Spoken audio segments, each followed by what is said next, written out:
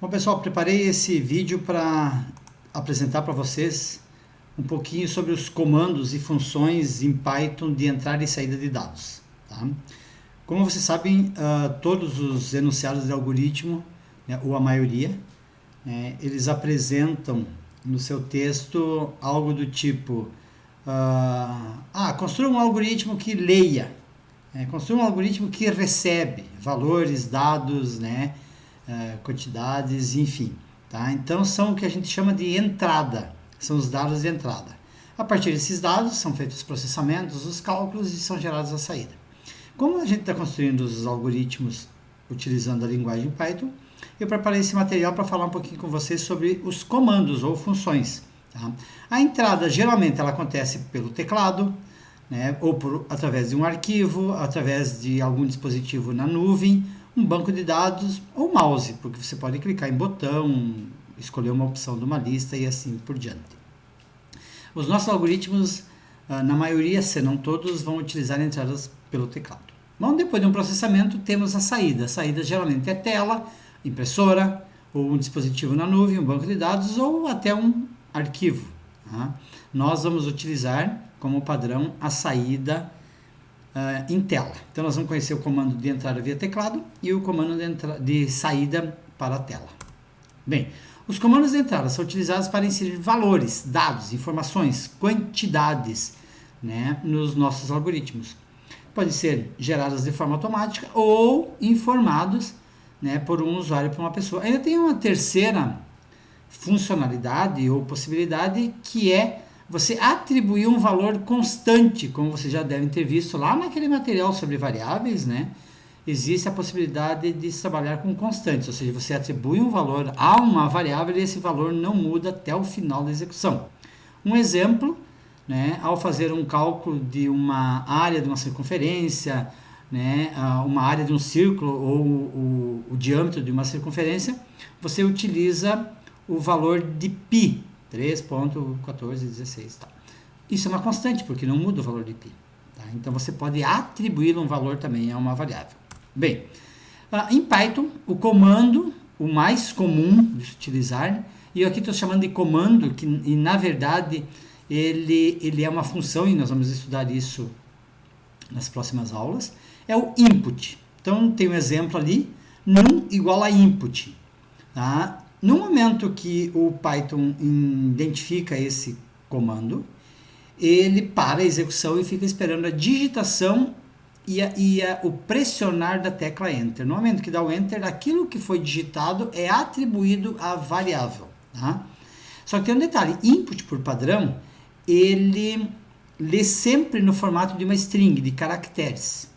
Tá? Então, você quer digitar, por exemplo, uma quantidade, uma idade, um quilômetro, um peso, uma altura, que trabalha com int, né, inteiros ou float, utilizando o input, ele vai entender isso como uma string, um texto. Tá? E nós vamos ver em seguida como transformar isso em números.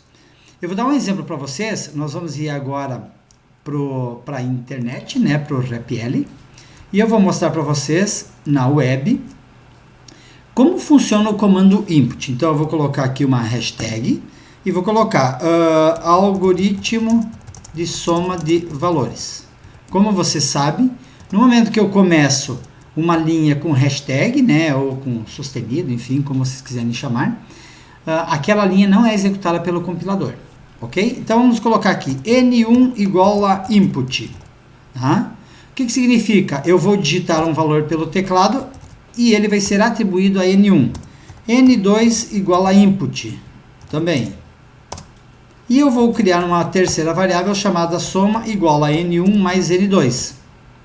E vou pedir para ele escrever. Em seguida nós vamos falar sobre a escrita, tá? O comando print, mas vocês já vão se acostumando. O valor de soma. Então vamos ver como funciona? Vamos executar. Então agora ele ficou parado esperando que eu digite o valor para N1. Vou colocar 8, Enter. Agora ele está esperando para N2. Vou botar 10, Enter. 810. 8 mais 10 não é 810. O que aconteceu? Conforme eu disse há pouco, o input entende isso como caractere, como texto. Então se você concatenar duas strings, dois textos, ele vai colocar um do lado do outro.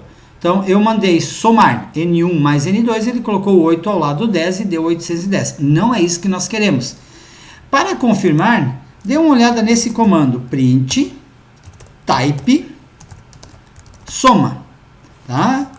Eu poderia dar o type N1, type N2, que são strings. Se soma é uma concatenação de strings, soma será uma string. Vamos ver se é isso mesmo? Os mesmos valores, 8 e 10. Ele colocou 810 e ele está me mostrando agora que o tipo de dado soma, tá, da variável soma, é uma str ou uma string, da classe string. O que nós vamos fazer? Nós vamos agora voltar aqui, vou mostrar para vocês, falar um pouquinho mais, como transformar então essa string que foi digitada, tá, no valor numérico que eu quero. Para isso nós utilizamos, né, uma função que converte a string em inteiro no meu exemplo. Então na tela aqui nesse slide vocês podem ver a função int fazendo essa conversão dos valores. Então vamos ver como funciona lá no nosso exemplo. Então eu vou colocar int na entrada mesmo, tá? Eu poderia digitar o N1, depois criar uma segunda variável e dizer que aquela segunda variável, assim, por exemplo, N1, que é maiúsculo, diferente de minúsculo, é igual a int de N1. Eu poderia fazer assim, mas eu iria criar uma variável a mais. Não há necessidade. Eu já faço essa conversão na própria entrada, ou seja, na função int. Vamos ver agora como funciona. Se ele vai juntar o 8 mais 10 e criar 810, ou se ele vai somar e vai me mostrar o resultado, que seria 18. 8, 10. 18. E note que agora a soma, eu mandei dar um type em soma, o tipo de dado soma, ele passou a ser do tipo inteiro. Certo? Então, o input serve para isso, e muito cuidado na conversão. Quando nós formos converter valores, utilize sempre, né, a função int, se eu quero converter para inteiro, que eu estou digitando, ou float, se por acaso eu estou digitando valores com casas decimais. Bem, aqui eu tenho uma outra possibilidade, tá, de entrada de valores por readline. Eu vou deixar o exemplo aqui na tela e vocês podem depois testar isso lá no RPL ou no PyCharm ou no Tami ou no próprio Python. Se vocês têm um outro tipo de terminal executando o Python, não tem problema nenhum, ok? Vocês podem digitar isso aqui. Não esqueça que a primeira linha é o import sys. Por quê? Porque a função readline ela não é nativa do Python, ela está numa biblioteca que precisa ser inserida. Então import sys importa todas as funções, né, de leitura de entrada. Então, o stdin identifica standard input, tá, da biblioteca sys. O que faz essa linha aqui? Eu vou digitar dois valores, N1 e N2. E a função map distribui, através do split, esses dois valores do tipo float para as variáveis N1 e N2. Eu também posso, e vocês devem estar pensando, tá, por que eu vou usar isso? Por que eu não uso duas linhas com input? N1 igual float input, N2 igual float input. Dá na mesma, né?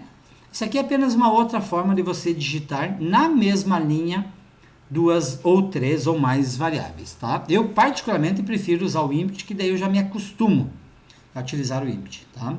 Note que logo em seguida tem um comando print aqui que mostra a média. Nós vamos falar daqui a pouquinho no print a saída, e aqui ele tem um formato interessante de mostrar string e variáveis, tá? Mas daqui a pouquinho nós vamos ver isso aí. Aqui eu vou mostrar esse teste para vocês também, que é uma entrada através de arquivos. Se alguém tiver interesse, ou nós podemos ter algum algoritmo que leia de um arquivo texto, eu vou mostrar lá no RPL para vocês como fazer uma entrada através do arquivo. Note que eu criei um usuário aqui nesse site, RPL, mas vocês podem estar trabalhando com o PyCharm ou o Tami, que ele trabalha no desktop, né? Trabalha no computador. E vocês podem ter arquivos texto na árvore de diretórios de vocês. Então, no caso aqui, como eu tenho usuário, eu gravei um arquivo texto com algumas linhas. Esse aqui é o nosso plano de ensino, né, da nossa unidade curricular, junto no mesmo diretório, né, desse servidor que eu criei meu usuário. Então, o que eu vou fazer aqui? Tá? Eu vou escrever aqui uma função que vai ler um arquivo igual open, o nome do arquivo, então é arquivo.txt, e o tipo de acesso que eu vou ter, o R. O R significa read, tá? Então, na verdade, eu vou abrir esse arquivo somente para leitura. E aqui eu vou dizer que o conteúdo do arquivo, então de arquivo, vai ser executado por uma função read. Pronto. O read vai abrir o arquivo, o open abre o arquivo texto e o read lê todo o conteúdo e grava na variável arquivo. Vamos ver se ele faz isso mesmo? Então aqui, conteúdo. Vamos executar para ver se funcionou. Olha ali, ó. Funcionou, tá? Ele abriu o arquivo texto e me mostrou, então eu dei um print no conteúdo, que é todo o conteúdo, tá, do arquivo que eu acabei de ler. Bem, então é muito simples, muito fácil de você ler um arquivo texto, tá? Então, são duas funções, open abre e read lê. E o print manda escrever todo o conteúdo, que na verdade é uma variável de caracteres, né? Tá? Aqui, eu não vou executar lá, mas vocês podem executar se tiverem interesse. Assim, notem que aqui eu dei um print em conteúdo, ou seja, a minha variável é conteúdo. Quantas linhas tem? Não sei. Eu sei que ele leu todo o arquivo com a função read. Mas eu posso querer trabalhar cada linha do meu arquivo. Isso é interessante, por exemplo, se teu arquivo, vamos imaginar que teu arquivo texto é uma receita. E você quer uma receita lá tem os ingredientes e tem o como fazer, como preparar, e você tem uma receita de bolo. Você pode ser interessante você querer trabalhar linha a linha, para ver os ingredientes, ver a quantidade, ver o tipo, enfim, tá? Da forma como está aqui, você não consegue trabalhar o linha a linha. Por quê? Porque ele trata na variável conteúdo tudo. Agora aqui, como vocês estão vendo na tela, tá? Vocês podem trabalhar cada linha usando o comando for. Vocês devem ter lido e estudado, né? Assim espero, aquela videoaula que fala dos laços, das repetições. Então o for, o while.